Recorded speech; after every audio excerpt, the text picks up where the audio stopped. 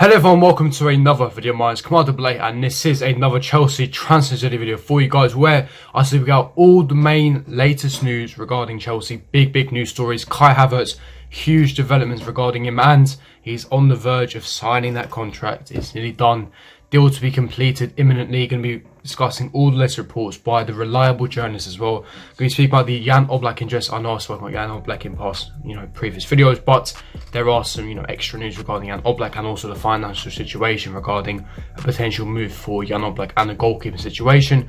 And finally, also Declan Rice and our, interest has been stepped up to sign Declan Rice. Of course, the Chelsea hierarchy and Frank Lampard are huge admirers of the youngster. But before I do get into all of that, make sure you smash the like button, subscribe, hit the bell notification, and comment down below your thoughts and opinions on each topic that I do speak about. And also, I'm back. My face is back. Obviously, last few days, if you have been watching my videos, I haven't really had my face cam on. The reason for this, I have been away for the last few days, but I was on the grind uploading for it just for you guys. But without further ado, let's get straight into it. Starting off with the latest news on Kai Havertz. Now, firstly, I'm going to be getting into all the reports and then giving my thoughts, opinions, and of course, giving you guys some extra information and detail. But Sky Sports basically broke news yesterday lunchtime, about yesterday afternoon, and they basically stated that Chelsea are in talks with Bayer Leverkusen over a £70 million deal to sign Kai Havertz. Petr Cech will fly to Germany following the conclusion of the Premier League season on Sunday to hold face-to-face talks. Bayer Leverkusen want around £90 million for the signature of Kai Havertz, but could agree to a £70 million with add-ons on top. Now, what's interesting to this is we know for time that Bayer Leverkusen have always had a high valuation for Kai Havertz, and they want around £90 million. A lot of us know that already, it's common knowledge. But the interesting part here is that the fact that Petr Cech will fly to Germany. Now, he did this exactly with Frank Lampard to get a Timo Werner signing done. And it's a common theme. Petr Cech, he's fluent in German, he can speak German very well. He will speak to the representatives of Kai Havertz and of course Kai Havertz himself in face-to-face talks. And of course it was key in persuading Timo Werner to sign. Now obviously, as it stands right now, he's already spoken to Frank Lampard, which is massive news, and Kai Havertz is actually very keen and interested to sign for Chelsea. But of course there's major developments. So that's what Sky Sports reported. Now moving to what David Ornstein said, obviously writes for The Athletic, a very reliable journalist. Of course, it's connected to more Arsenal, but when it comes to Premier League news, he's very credible, very reliable. He was saying Chelsea are closing in on a deal to sign Kai Havertz from Bayer Leverkusen. The personal terms are all done. He's already agreed personal terms, the length of the contract, the wages, the financial demands, of course, everything regarding personal terms.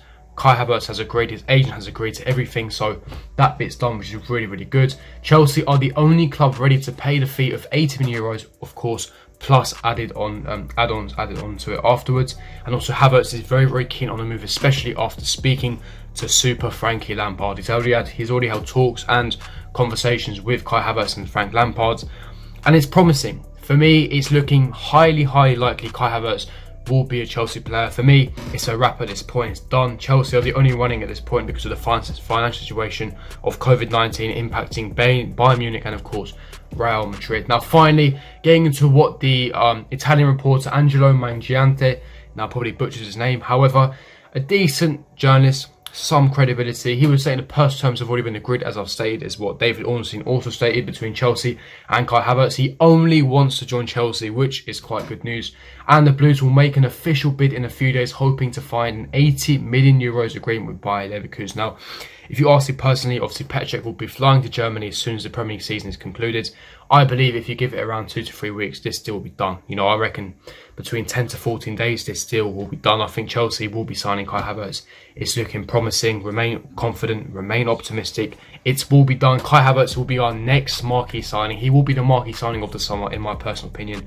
Spending nearly £90 million on a superstar German generational talent. Honestly, I'm so excited for next season. Under Frank Lampard's guidance and ship, Timo Werner, Hakim Ziyech, Pulisic, Kai Havertz, Callum Hudson-Odoi. Oh my god, the attacking abundance that we have at our disposal, honestly, is magical, magnificent, and I'm looking forward to it, and you should be as well. I'm excited, you should be excited, because we are in for not only an incredible next season, but even a transfer window. Transfer window hasn't even begun, it's not even open yet, it's opening in 1 week, and we still have so much business to conduct, especially defensive reinforcements. But moving on to the next story of this video, I would like to discuss the Jan Oblak links.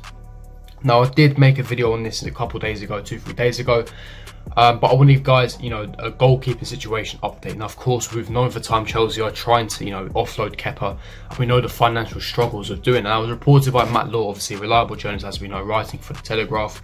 He was saying that Chelsea will consider signing a new goalkeeper, even if Kepa Arrizabalaga does not leave Stamford Bridge this season. Now, obviously, by what Matt Law's reported there is, Chelsea, like I said, they want a new marquee signing. Now, Roman Abramovich, his dream move is Jan Oblak, and so is Chelsea hierarchy, so is Marina's, and of course the boards.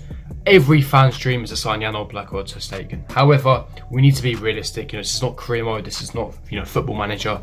And of course, even though we dream and love Jan Oblak to sign for Chelsea, I don't believe it is financially realistic. And of course, there are other implications for this. Now, as Matt Law's reported, Chelsea will also consider signing a competitive goalkeeper to basically push Kepa. Now, the reason for this is Chelsea essentially are in a difficult situation. We don't really have a choice at this point. If you're thinking it financially, how are you supposed to offload Kepa?